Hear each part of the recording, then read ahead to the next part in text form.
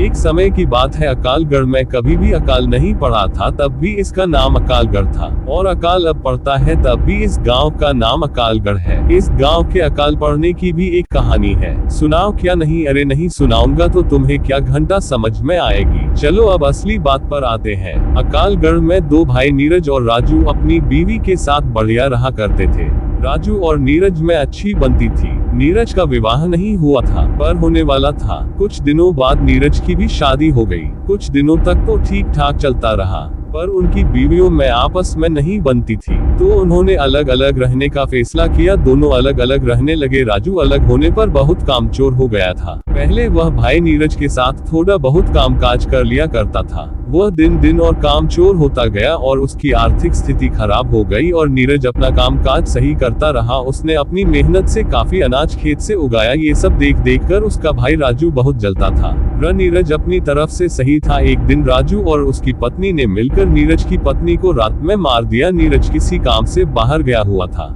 दोस्तों, वह रात अमावस्या की रात थी। चांद अपनी पूरी रोशनी पर था, तारे टिमटिमा रहे थे। रात बिल्कुल शांत थी। उन्होंने पहले उन दोनों ने उसके घर कूदकर पहले सारा अनाज चुरा लिया। जब नीरज की पत्नी को पता चला कि उसके अनाज की कोई चोरी कर रहा है, तब उसने उठकर देखा तो राजू और उसकी बीवी अनाज चुराने में लगे थे। तब नीरज की बीवी ने कहा कि आप ये क्या कर रहे हो, अपने ही घर में चोरी? यह सुनकर राजू और उसकी बीवी ने सोचा कि अगर इसने गांव वालों को बता दिया तो वो लोग हमें गांव से ही निकाल देंगे। इस डर के मारे उन्होंने उसकी पत्नी को मार डाला और दूर जंगल में गाड़ के आ गए। सुबह जब नीरज घर पहुंचा तो देखा कि उसका अनाज नहीं है, थोड़ा बहुत बचा था वह बिखरा पड़ा था। जब उसने अपनी पत्नी को आवाज लगाई पर कोई जवाब नहीं आया। उसने सारे घर को छान डाला पर वो कहीं नहीं मिली। फिर उसने अपनी भाभी से पूछा कि मेरी बीवी कहाँ गई, तो उसने हड़बड़ा के बोला मुझे नहीं पता, कल शाम तक तो घर पर ही थी। इतना पूछकर उसने पड़ोसियों से पूछा तो किसी ने कहा पता नहीं, और किसी ने बताया शाम तक तो घर पर ही थी। वो बहुत घबरा गया और कुछ लोगों को बताया कि घर का सारा अनाज किसी ने चुरा लिया है और मेरी बीवी का भी पता नहीं है कि कहाँ है वो। उसने घर जाके फिर देखा तो उसे उन गेहूं से एक चाकू मिला और कुछ खून भी पड़ा था। उसे सब कुछ समझ में आ गया कि उसे किसी ने मार के सारा अनाज चुरा लिया है।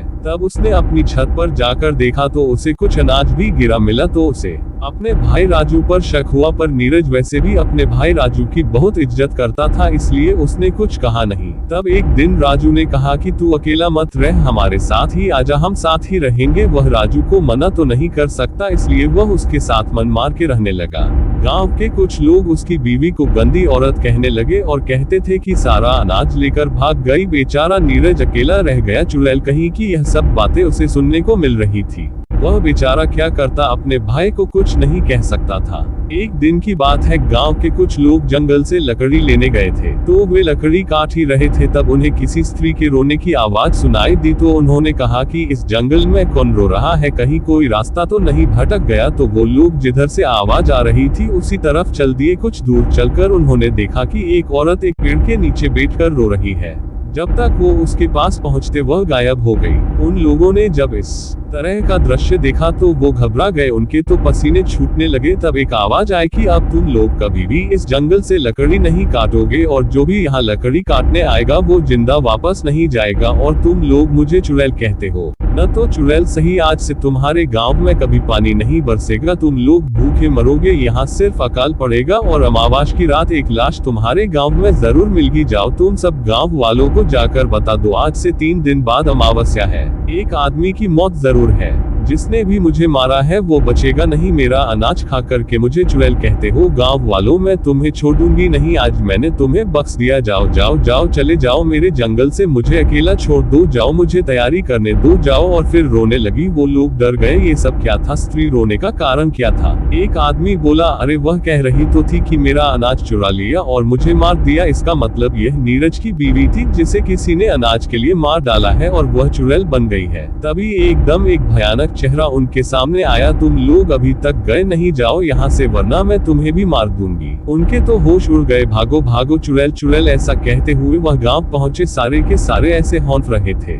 जिंदगी में इतना कभी नहीं भागे होंगे। गांव वालों ने इस तरह उन्हें भागते हुए देखा तो कहने लगे, क्या हुआ चुड़ैल चुड़ैल बके जा रहे हो, आगे भी कुछ बोलो। अरे तुम्हें बोलने की पड़ी है, हमारी जान पर बनी है। अरे पर हुआ क्या, तुम लोग इस तरह क्यों हौंफ रहे हो, बताते हैं। बताते हैं पहले सांस तो लेने दो। तब उन्होंने गांव वालों को बताया कि नीरज की बीवी चुड़ैल बन गई है और उसने हमसे कहा है कि मेरा अनाज किसी ने चुरा कर किसी ने उसे मार के जंगल में दफना दिया है। और वह कह रही थी कि अब तुम्हारे गांव में कभी पानी नहीं बरसेगा और हर अमावस्या को एक आदमी की मृत्यु होगी। जब तक उसकी आत्मा को शांति नहीं मिल जाएगी तब तक यूं ही वो लोगों को मारती रहेगी। एक आदमी ने पूछा, पर नीरज की बीवी को मारा किसने? कुछ लोगों ने कहा, पता नहीं, कोई तो है इस गांव में जिसने ये पाप किया है कि एक हिंदू औरत को दफना दिया। पर जिसने भी यह काम किया है उसकी वजह से सारा गांव मुसीबत में पड़ गया है। ये बात सुनकर राजू भी वहां पहुंच गया और सब बातें सुनकर उसके होश उड़ गए और वह घबरा सा गया और कहने लगा, वो चुड़ैल कोई और होगी, वह चुड़ैल नहीं बन सकती, वह तो अनाज लेकर भाग गई है। कुछ गांव वालों ने कहा, वो तो अमावस्या को ही पता चलेगा कि किसने उसकी हत्या की थी। चलो आने अपने घर जाओ, सब लोग जो होगा देखा जाएगा। राजू के चेहरे पर तो 12 बज ही गए थे और वह भागता हुआ अपनी बीवी के पास पहुंचा और बोला कि हम लोग अब नहीं बचेंगे, आज से 3 दिन बाद अमावस्या को वो चुड़ैल हमें मार डालेगी। वो बोली, तुम पागल तो नहीं हो गए? तुम्हारी तबीयत तो सही है, क्या हो गया है? चुड़ैल हमें मार डालेगी? कौन चुड़ैल? अरे वही नीरज की बीवी जिसको हमने मारकर जंगल में दफना दिया था। क्या? हाँ, वो सारे गांव वाले कह रहे थे। नीरज ने ये सारी बातें छुपकर सुन ली थी और अनजान बनकर बोला, भैया इतना क्यों डरे हुए हो? कौन तुम्हें मार डालेगा? राजू, अरे नहीं, वो तो मैं तुम्हारी भाभी को उस चुड़ैल के बारे में बता रहा था। फिर यह सुनकर नीरज चला गया, पर राजू की रातों की नींद खराब हो गई। वह बहुत डरा हुआ था, वह सपने में भी उस चुड़ैल को देखकर डर जाता था। वो और उसकी पत्नी बहुत परेशान थे। उसकी पत्नी सोचती थी कि पहले वो मुझे मारेगी और वो अपनी सोचता था। दोनों ही डरे हुए थे, उन्हें समझ में नहीं आ रहा था कि क्या करे। 2 दिन ऐसे ही निकल गए। तीसरे दिन अमावस थी, सारा गांव डरा हुआ था। सब लोग यही बात कर रहे थे, पता नहीं आज किसकी मौत है। शाम होते ही सब लोग दरवाजा बंद करके सो गए। रात के 12 बज गए थे, सारा गांव जाग रहा था। नीरज तो बेफिक्र होके बाहर ही सो रहा था। गांव वालों को तो उस मनहूस घड़ी का इंतजार था। सारे गांव वाले डरे हुए थे। कुत्ते भौंक रहे थे, पता नहीं कौन सी कयामत आने वाली है। अचानक किसी स्त्री की रोने की आवाज सुनाई दी। सारे लोग डर गए, वो समझ गए कि वो आ चुकी है। नीरज ने देखा कि एक औरत रोते हुए उसकी ओर आ रही है। बाल फिकरे हुए चेहरे पर चांदनी रात में उसकी आंखें चमक रही थी। वह पहले तो डरा। वह उसके पास आकर बोली, तुमने मेरी खबर तक नहीं ली कि मैं कहाँ चली गई हूँ? तुम भी इन गांव वालों की बातों में आ गए। तुम्हें पता है जब तुम उस दिन बाहर गए थे, उस दिन इन लोगों ने मुझे मारकर सारा अनाज चुरा लिया था। हाँ, मैं जानता था कि कुछ तो जरूर हुआ है, पर तुम इस हालत में मैंने कभी सोच भी नहीं सकता और तुम मेरे भाई को मारने के लिए यहाँ आए हो। जाओ, लौट जाओ, भगवान ने चाहा तो सब कुछ ठीक हो जाएगा। मैं भगवान से प्रार्थना करूंगा। वो चिल्लाई, नहीं, तुम्हें तो मेरे साथ होना चाहिए था। तुम भी इन गांव वालों की तरह बन गए। भगवान क्या खाक ठीक करेगा? अब मैं इस गांव को बर्बाद करूंगी। और तुम्हें क्या लगता है कि मैं तुम्हारे कहने पर तुम्हारे भाई को छोड़ दूंगी? नहीं, मैं इस दिन के लिए कितना रोई हूँ और कितना तपी हूँ, मैं उसे नहीं छोड़ने वाली। उन दोनों में से एक की मौत आज जरूर है। नीरज, नहीं, तुम ऐसा नहीं कर सकती। तुम मेरे बीच में मत आओ, नहीं मैं भूल जाऊंगी कि तुम मेरे पति हो, हट जाओ। उसने उसे रोकने की कोशिश की। उसने नीरज को ऐसा धक्का मारा, नीरज हवा में उड़ता हुआ जमीन पर आ गिरा और वह बेहोश हो गया। ये सब राजू की बीवी गेट के छेद से देख रही थी। उस चुड़ैल ने गेट में धक्का मारा और उसकी बीवी के बाल पकड़ के बोली, चुड़ैल तो तू है, तूने मेरा सब कुछ छीन लिया, अब तुम्हें नहीं छोड़ूंगी। उसने राजू की बीवी का कलेजा चीर के उसका दिल निकाल लिया। हाँ हाँ हाँ हाँ, अब मुझे थोड़ा सुकून मिलेगा। अब की बार तेरी बारी है, कहाँ छुपा है तू? और हाँ गांव वालों, तुम भी कान खोल के सुन लो, आने वाली अमावस को तुम भी नहीं बचोगे, सबके सब मरोगे। हाँ हाँ हाँ हाँ, बहुत सताया है तुम लोगों ने। और हंसती हुई जंगल की ओर चली गई। सारे गांव वाले बाहर आ गए और नीरज को उठाया और उसे पानी पिलाकर होश में लाए। उसने अपनी भाभी को मारा हुआ देख वह खूब रोया। तब तक राजू भी बाहर आ गया। उसने ये सब देख उसकी भी आंखों से आंसू निकल गए। सारा गांव रो रहा था। सुबह उसके शव को जलाया। सारे गांव वाले राजू से भला बुरा कह रहे थे कि इसकी वजह से हम सब लोग एक दिन ऐसे ही मरेंगे। सारे गांव वाले, हाँ इसकी ही वजह से हमारे लिए यह मुसीबत खड़ी हुई है। इसको तो नरक भी नहीं झेलेगा। अपने ऐसे भाई के साथ तूने धोखा किया है। तो दोस्तों, ये थी एक अमावस की रात की एक चुड़ैल की कहानी। अब सुनो आगे की दास्तां कि किस प्रकार उस गांव में दोबारा शांति आई। नीरज, शांत हो जाओ, भगवान हमारी मदद जरूर करेगा। ऐसा तो कोई होगा जिसे हमारी मदद के लिए भगवान भेजेगा। कोई खुदा का नेक बंदा ही अब हमें बचा सकता है। दोस्तों, जब फिल्म में विलन होता है तो एक हीरो का भी होना जरूरी होता है, चाहे वो अजय देवगन हो या सुनील शेट्टी। तो सुनो कहानी का अगला पार्ट। अब तो सब लोग बस भगवान से प्रार्थना करने लगे हैं, भगवान हमें इस मुसीबत से निकालो है प्रभु, अब तो हम तुम्हारी शरण में है भगवान। तो बस किसी न किसी बहाने से जो लोग उन्हें भूल जाते हैं उनको याद दिलाते हैं, तभी तो कहते हैं दुख में सुमिरन सब करे और दुख में करे न कोय, और जो सुख में सुमिरन करे तो दुख काहे को होए। तो दोस्तों, भगवान भी बड़े दयालु ही, तुरंत क्षमा भी कर देते हैं। तो उस गांव में किसी की मौत आने से पहले भगवान ने एक फरिश्ते को उस गांव में भेज दिया। उसका नाम था विराट। वह भगवान को मानने वाला एक नेक बंदा था। वह किसी काम से वहां से गुजर रहा था।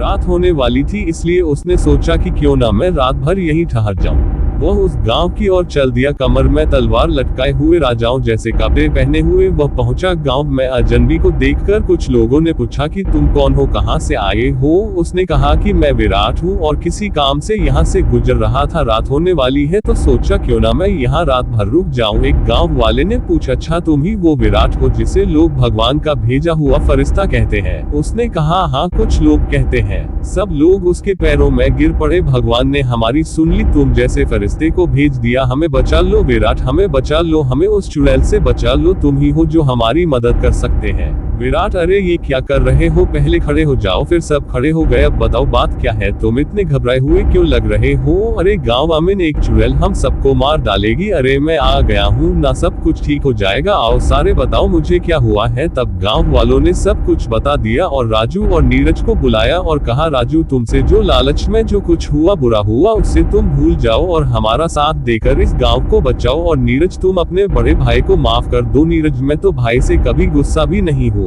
मगर आप लोगों को लगता है कि मैं गुस्सा हूं, तो भाई मुझे माफ कर देना। और उसने राजू के पैर छू लिए। राजू ने उसे उठाकर गले लगा लिया। दोनों की आंखों से आंसू निकल रहे थे। तब विराट ने कहा, हमारे पास कल का वक्त है और परसों अमावास है, तुम लोगों को किस किस चीज का इंतजाम करना है मैं बताऊंगा। अब आप लोग निडर होके अपने घरों में सो जाइए, सुबह मैं सबको बता दूंगा। विराट को गांव वालों ने बढ़िया पकवान मिठाया और खूब मेहमान नवाजी की और बढ़िया बिस्तर पर सुलाया। सुबह होकर विराट ने सब गांव वालों को इकट्ठा होने को कहा। थोड़ी देर में सारा गांव इकट्ठा हो गया। तब उसने सबको बताया, हम सबको मिलकर उस चुड़ैल को मारना होगा। मैं सबको बताता हूँ हमें क्या करना है। कल रात पूरे गांव में उजाला होना चाहिए, कोई भी घर बिन उजाले के नहीं होना चाहिए। पूरे गांव को दीपावली की तरह सजा दो और सब लोग घर से बाहर होने चाहिए मेरी नजरों के सामने। और राजू, तुम अपने घर में हवन की सामग्री के साथ वहां बैठोगे, मैं यहाँ से मंत्र पाऊंगा और तुम आहुति दोगे। और नीरज, तुम जंगल में 2 लोगों के साथ उस चुड़ैल की कब्र को खोदकर उसके शरीर को जलना होगा। मैं तुम्हें कल सुबह यही मिलूंगा। अब सब लोग तैयारी करो। उस दिन की रात कब बीते सबको यही इंतजार था। सुबह होते ही विराट ने सब गांव वालों को इकट्ठा किया और कहा, तैयारी हो चुकी है गांव वाले। हाँ, हमने अपने घर में खूब सारे दीपक तैयार करके रख दिए हैं, सारी तैयारी हो गई है। शाम होते ही उसने नीरज से कहा, तुम 2 लोग लेकर ये लो अब मंत्रित नींबू, ये तुम्हें वह कब्र कहाँ है ये बताएगा। ये जहाँ भी लाल हो जाए वही उसकी कब्र है। और ये लो लहसुन की मालाएं अपने अपने गले में डाल लो, इससे वो तुम्हें छू भी नहीं पाएगी। चाहे वो कुछ भी करे तुम डरना मत। वो किसी भी तरह तुमसे इस माला को उतारने की कोशिश करेगी, पर तुम ये गलती मत करना वरना वो तुम्हें मार देगी। अब तुम लोग जाओ, अपना ध्यान रखना। वो लोग फावड़े उठाकर जंगल की ओर चले गए। इधर सब लोग इकट्ठे होकर बैठे उस चुड़ैल का इंतजार कर रहे थे। उधर राजू अपना आसन लगाए हुए हवन पर बैठा था। रात के 12 बज रहे थे कि किसी के पैरों की आहट सुनाई दी। सब लोग उधर देखने लगे तो क्या देखते हैं कि बाल फिकरे हुए सफेद साड़ी में एक औरत चली आ रही है। उसने गांव में रात रोशनी देख वह रुकी और फिर आगे बढ़ी। उसने देखा कि सारे गांव वाले बाहर बैठे हैं, जैसे कि उन्हें बिल्कुल डर नहीं किसी बात का। वह जोर से चिल्लाए, अरे मूर्खों, मरने की इतनी जल्दी है। हा हा हा हा, तो ये लो। उसने जोर से हवा चलाई कि सारे दीपक बुझ गए। सारे गांव में अंधेरा हो गया। सारे लोग डरने लगे। वह कभी इधर दिखे कभी उधर। हा हा हा हा हा, अब तुम सब लोग मरोगे। ऐसा होते देख विराट ने कहा, रुक जाओ, इन गांव वालों को छोड़, मुझसे लड़। इनसे मैंने कहा था ये सब करने को। चुड़ैल बोली, तू कौन है?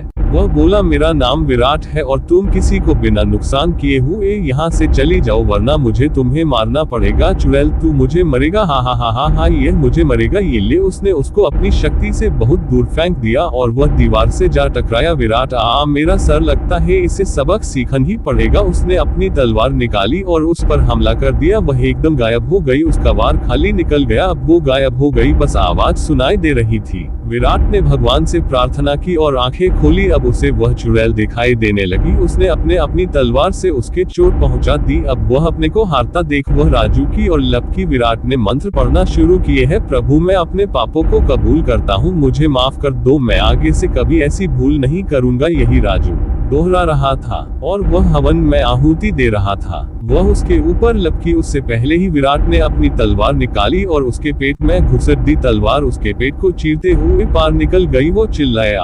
वो भागती हुई जंगल की और चली गई। उधर नीरज और उसके दोस्तों को वो कब्र मिल गई। वो उससे खोद ही रहे थे कि उन्हें किसी के चिल्लाने की आवाज आए। वो समझ गए कि चुड़ैल आ रही। उनके खोदने की स्पीड बढ़ाई और उसकी लाश को निकाला। वो उस लाश को निकाल पाए ही थे कि वह वहां आ पहुंची। वो उन पर झपटी। जैसे ही उसने उन पर हमला करना चाहा, वह चीखकर ददोर जा गिरी। वह लहसुन को देखकर दूर से ही चिल्लाई जा रही थी, उसे मत छुओ, उसे मत जलाओ। तब तक विराट भी उसका पीछा करते हुए वहां आ पहुंचा। उसने कहा, जल्दी से इस शरीर को जला दो। उनके तो हाथ कांप रहे थे, माचिस भी नहीं जल रही थी और वह चिल्लाए, नहीं नहीं नहीं जा रही थी, नहीं मुझे छोड़ दो, उसे मत जलाओ। माचिस जलते ही उसने उसमें आग लगा दी। शरीर जलने लगा और वह भी जलने लगी। वो नहीं, मुझे छोड़ दो, मुझ पर रहम करो, और वह राख के ढेर में परिवर्तित हो गई। विराट ने उन तीनों को शाबाशी दी और वह गांव वापस आ गए। सारे गांव वाले अब बहुत खुश थे। सब ने विराट का धन्यवाद किया। सुबह होते ही विराट ने कहा, अब मुझे चलना चाहिए। सब गांव वालों की आंखों में आंसू आ गए